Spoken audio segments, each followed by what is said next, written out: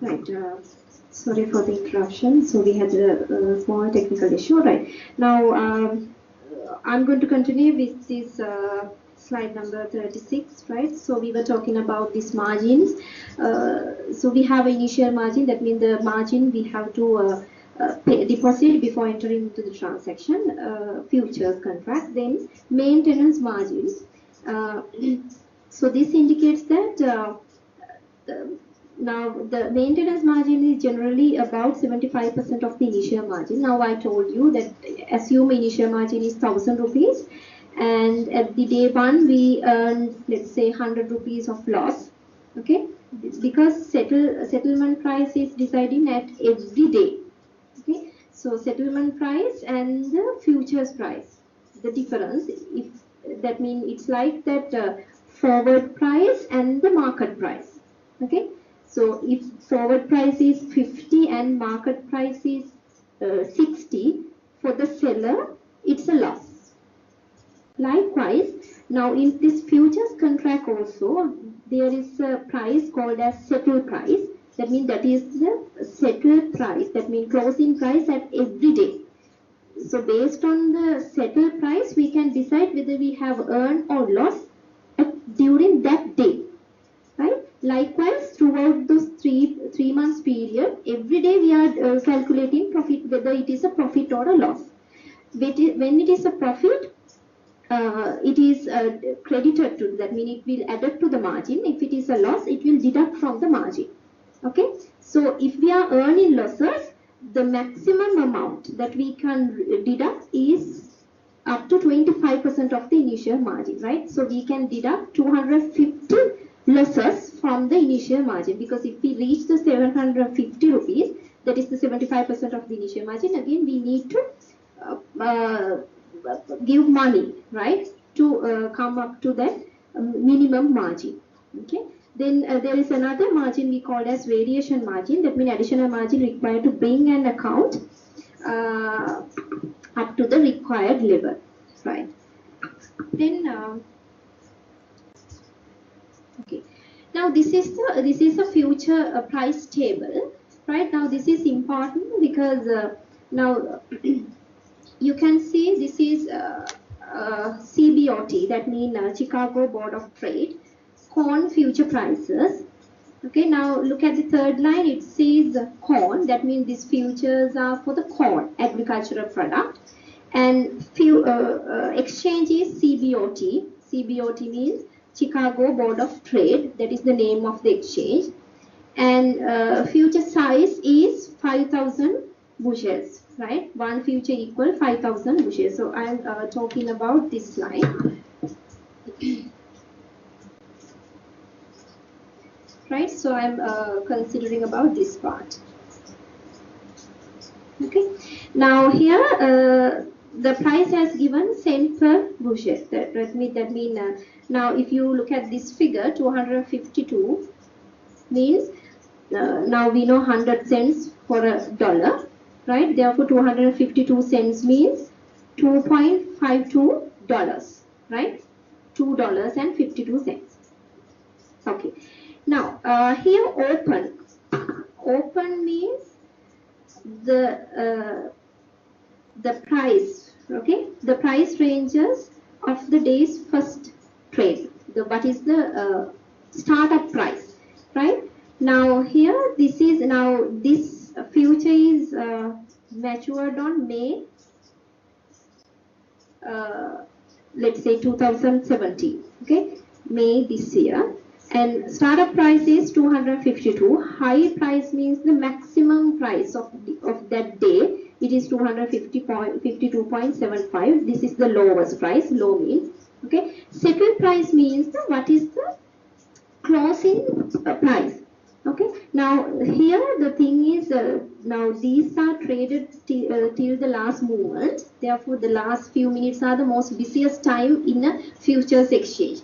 Therefore, they will give an average price as the settle price, right? Then based on the settle price, we are considering whether we have earned a loss or a profit, right? Settle price. And the other one is closing price. Closing price means exactly last price, right? Exactly the closing price. Now we are considering this settle price to calculate profit and losses, right?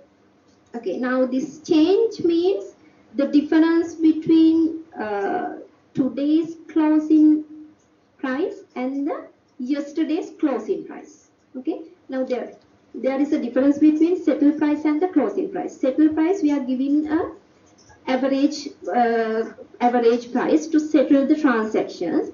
Closing rate means what is the price at the last moment. Okay, now otherwise we need to wait till the last moment to settle all the transactions. Therefore we are giving an average price. Okay, we are settling the transaction at this price. Okay, so there can be a difference between settle price and the closing price. Clear? Right. Then the lifetime high means what is the maximum price that we have received for this futures, and lifetime low. And open interest. Open interest means what are the outstanding futures, right? How many contracts outstanding, pending, right? At the end of the day. Okay. So this is a price table. This is a price table of a. Now this is just like a share prices, no? Maximum price and open price. This is just like shares. Okay.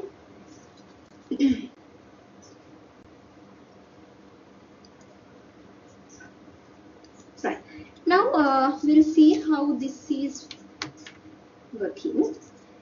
Now here we have seller and buyer, right? Now in a forward contract, seller and buyer will directly enter into a contract, but in futures contract, they will do this transaction through a futures exchange. Okay. Now assume the spot price is $400 and future price is $450. Okay. Now this is for let's assume this is a 3 months futures contract. Now the day one, let's say settle price is 420. Okay. Now spot price is 400. That means today price is 400.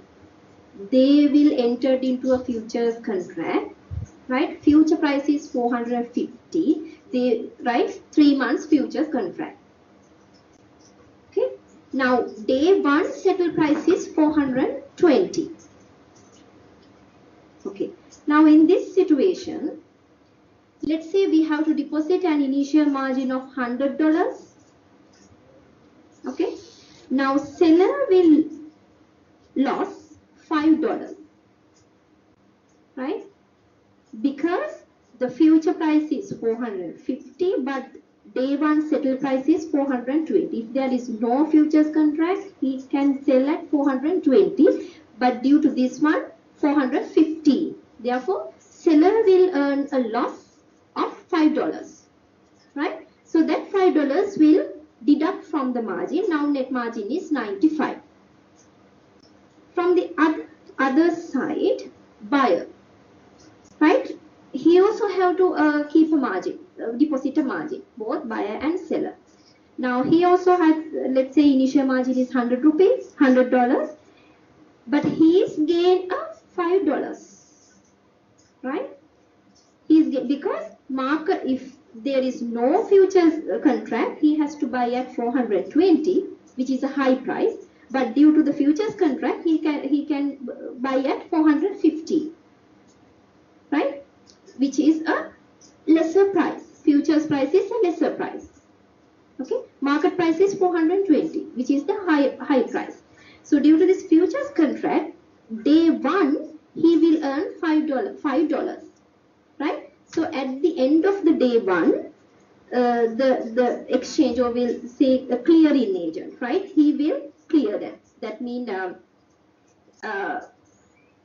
from the seller's initial margin, he will deduct $5, and he will add $5 to the buyer, right? Then net margin is 95, and the buyer's net margin will be 105. Then they will go to day two, right? So by looking at the day 2 settlement price, at the end of the day 2 also, they will decide, they will calculate whether it is a loss or a profit. Accordingly, they will debit it or credit it to this account. Right? So this process will carry out throughout this 3 months period, every day. That means daily settlement. Every day they will do this. Okay? So at the end of the at the maturity date, what they have to do is they have to just settle the what is the required amount, right? Right. Okay. Now assume this one. Assume that spot price is 400 and three periods futures. Let's say 3 months futures contract 450. Identify the cash flows to the buyer and seller of this contract on futures and forward contract over the next 3 time period as the price of gold futures contract changes. Okay. Now the forward and futures contracts are same, but the timing of cash flows are the difference, right? Now forward contract, to realize the cash flows, we need to wait until the last moment, right? But in futures contract, cash flows are realized every day. Okay, now it's like this. If we, okay, now we'll say, now this is the time, right? Let's say time 1, 2, and 3, because this is the three periods, right? It may be 3 days or whatever. And settle price are 420, 430, 425. Okay. Now, first one is forward contract, and what will be the buyer's cash flow? If it is a forward contract, will there be a cash flows in period 1? No. Right? Therefore, this will be 0. For the seller, will there be a cash flow? No. 0. In period 2? Yes. No. No cash flows will derive. In period 3, so that is the settlement period, right? 125. Future price is 425. Future price is 415. Right? It's in the slide number 39. Now 425, what is the difference? 10. Okay. Now this is for the buyer, it's a profit, right? It's a profit because market the buying you have to pay 125, but because of the futures you can earn. You can buy at 415, right? Therefore, it's a plus. But for this person, it's a loss. So net 10 minus 10. Clear? Zero sum game. Okay. Now in the futures, will there be a cash flow to the buyer? Yes. What is that? It's a plus 5. Plus 5, because future price 415, settle price 420, right? Buyer will get a 5 rupee benefit, $5, right? And he will lose 5. Clear? Then the clearing agents, what they do is they will take $5 from seller and add it to the buyer's account and deduct from the seller's account. Clear? Okay. Now day 2 or period 2.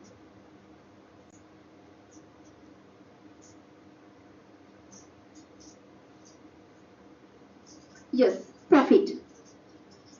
How much? 15.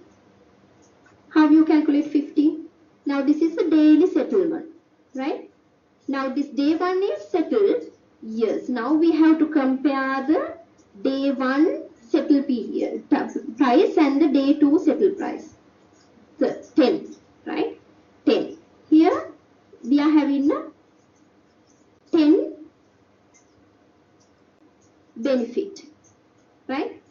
A buyer is having a 10 profit and he's having a loss of 10. Clear? Right. Now period 3. Minus 5 because 430, 425, right? He's earning a loss and he's earning a profit. So what is the net cash flow? 10 minus 10. Net cash flows are same, right? But the period is timing of the cash flows, right? Time value of money. If we are receiving 1 rupee today, it is worth than we are receiving that after 1 month or 1 year, right? So now here, you will be getting a cash flow in your day 1, day 2, day 3, right? Likewise, until that means throughout this period. So this is the marking to market process or daily settlement. Clear? Right. So this is the difference between cash flows of forward contracts and futures contract. Now, though this is the same, that means net result is same, there is a difference between timing of the cash flows. Therefore, sometimes forward price and future price can be changed, right? Though we are getting the same net output, there can be differences in future prices and forward prices due to this differences in timing of cash flows. Okay, right. So with that, we have talked about forward contracts and futures contract, right? So next week we will be talking about swaps and options, right? Right. So you need to now, specifically you need to concern about the risk profile, payoff profile, and how this works, especially in futures, this marking to market process, right? Daily settlements.